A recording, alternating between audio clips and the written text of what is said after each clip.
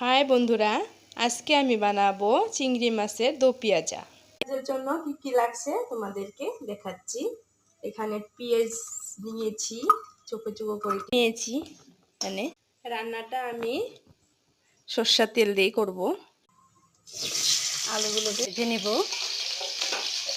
চিংড়ি মাছগুলো ভেজে নিলাম, এগুলো হালকা করে ভেজে নিব। জন্য আমি দিয়ে দিলাম তেল, দিলাম গোটা গরম মশলা পাতা, দিচ্ছি কুচি করা পেঁয়াজ, দিচ্ছি টমেটো, নুন দিয়ে দিলাম, হলুদ গুঁড়ো, 2 চামচের মতো লঙ্কা বাটা দিয়ে দিলাম, আদা রসুন বাটা দিয়ে দিলাম, জিরে বাটা। মশলাগুলো কষিয়ে নিব, আলু দিয়ে কষিয়ে নিব ভালো করে।